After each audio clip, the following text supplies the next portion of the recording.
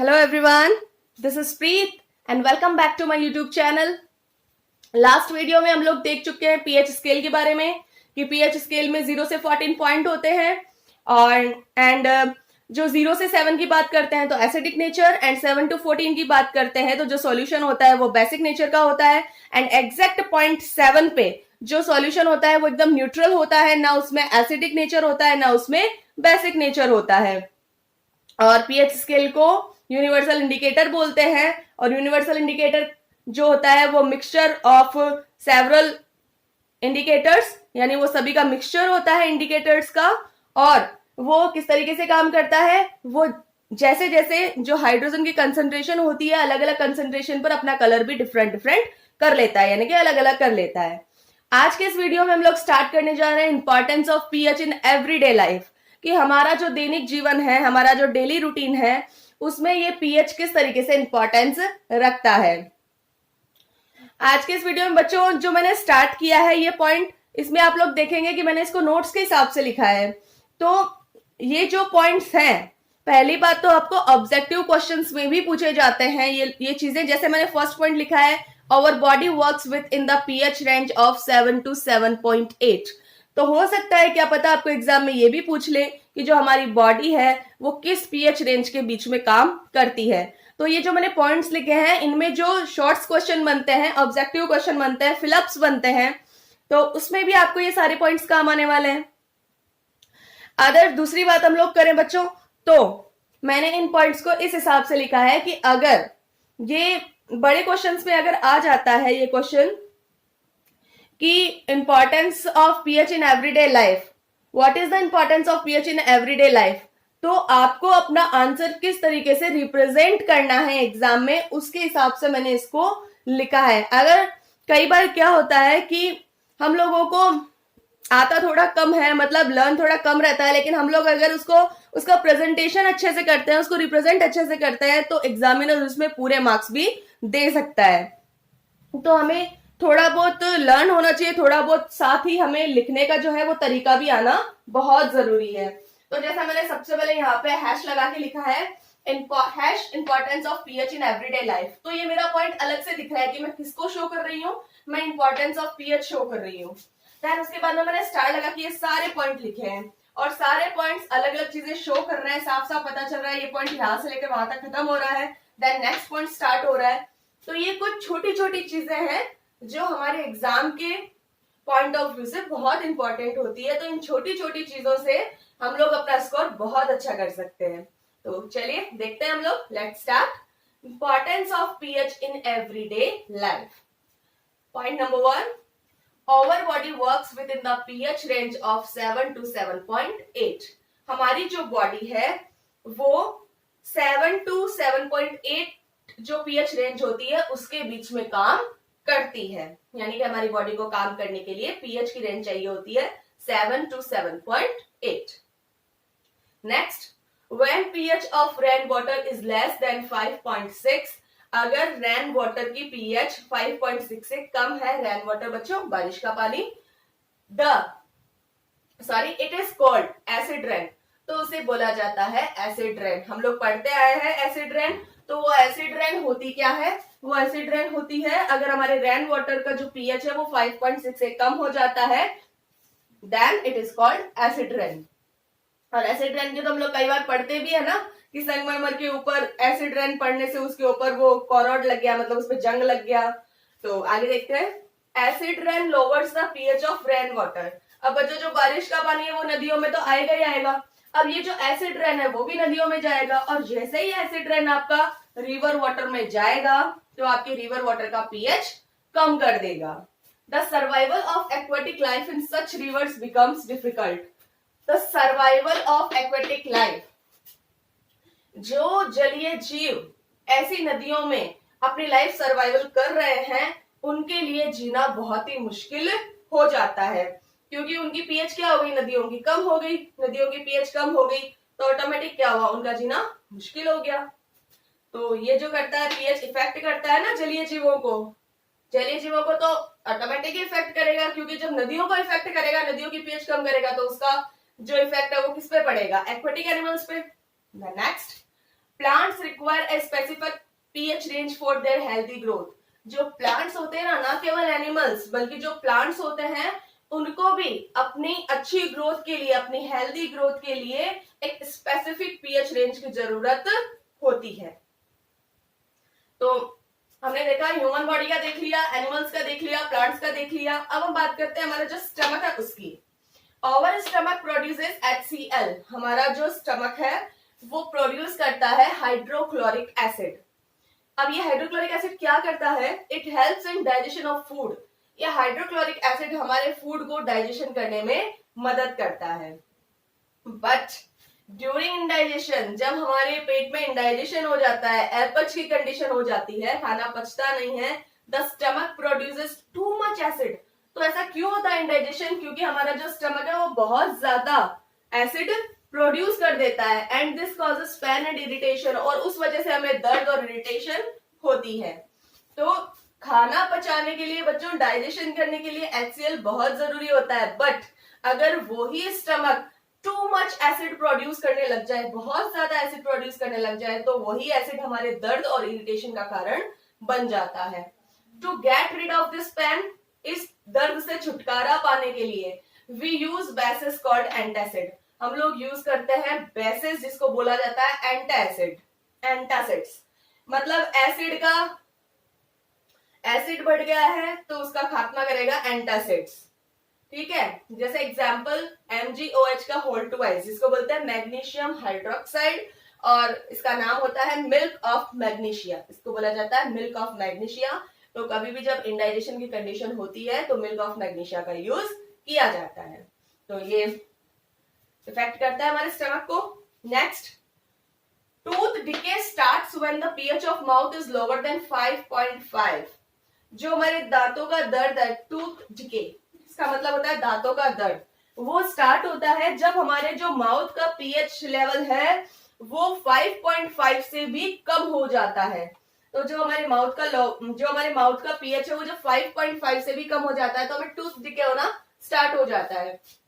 देखिए बच्चों, दांतों में एक जो होता है इनेमल होता है, जिसे हम मानते हैं हमारी बॉडी का सबसे जो है वो हार्डेस्ट पार्ट होता है इनेमल, जो कि कैल्शियम कार्बोनेट से मिलकर बना होता है। ठीक है, हम लोग छोटी क्लासेस में पढ़ते आते हैं, तो इसको मैंने लिखा नहीं है, आप थोड़ा सा इसको ध्यान से देखें, क्योंकि जब हम लोग क्वेश्चन आंसर सॉल्व करने वाले हैं तो वैसे ही ये सारी चीजें रिपीट होने वाली है। तो आप इसको थोड़ा सा ध्यान से सुने बच्चों। ये जो इनेमल होता है वो हमारी बॉडी का सबसे हार्डेस्ट पार्ट होता है। एंड इनेमल की खास बात ये होती है कि ये it does not dissolve in water, क्योंकि ये पानी के अंदर घुलता नहीं है।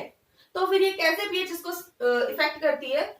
तो पीएच इसको ऐसे इफेक्ट करती है बच्चों, ये पानी में तो नहीं घुलता क्योंकि कैल्शियम कार्बोनेट से बना होता है, एकदम पत्थर जैसा होता है और सबसे हार्डेस्ट होता है, लेकिन इसके ऊपर कोरॉड लग जाता है। हमने पढ़ा था ना फर्स्ट चैप्टर में, कोरॉड यानी कि जंग लगना, तो उस तरीके से कोरॉड लग जाता है इसके ऊपर।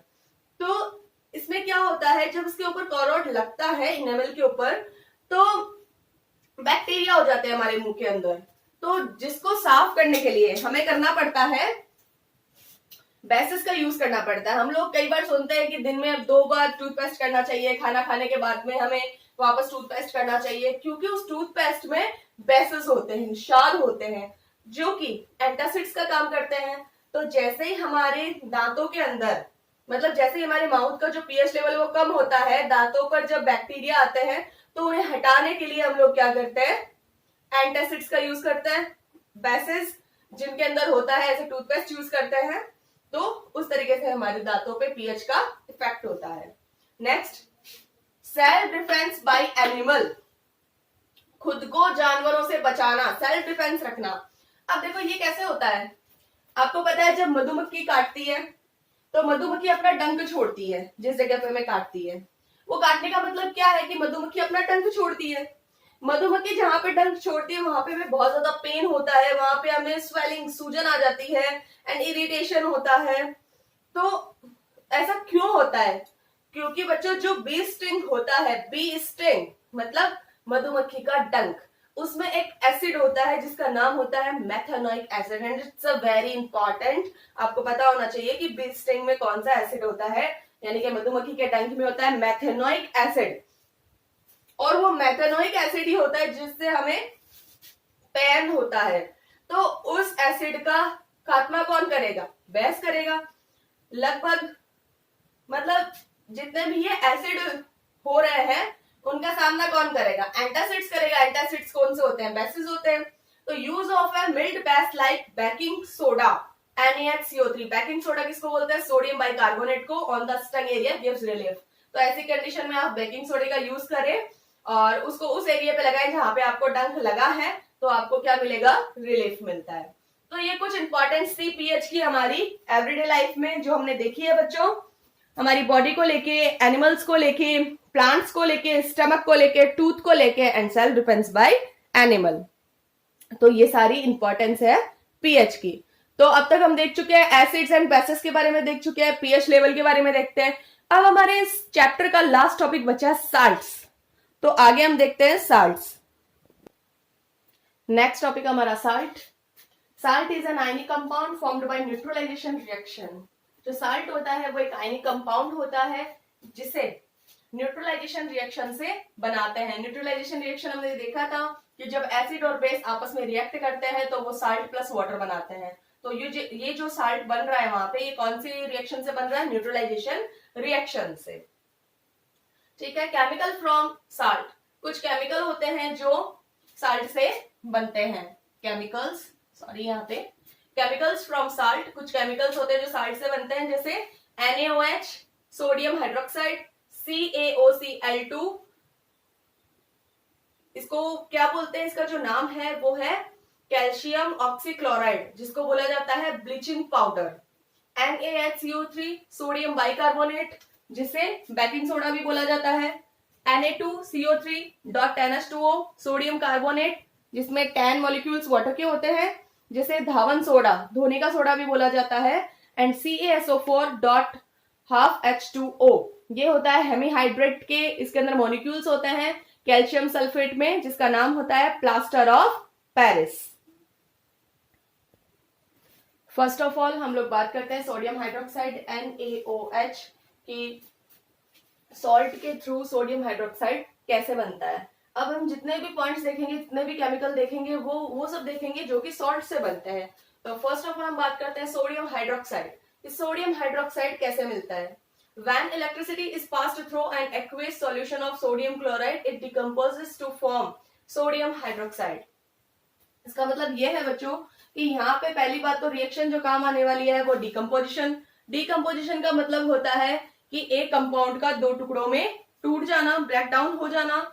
और डिकम्पोजिशन में हमने तीन चीजें देखी थी। एक तो हमने देखा था इलेक्ट्रोलाइसिस, यानी कि इलेक्ट्रिसिटी देकर, इलेक्ट्रिसिटी पास करके हम लोग डिकम्पोज करते हैं। एक हमने देखा था फोटोलाइटिक, कि हम लाइट पास करके, यानी कि सनलाइट पास करके, और हम क्या करते हैं? डिकम्पोज करते हैं। और एक हमने देखा था थर्मल।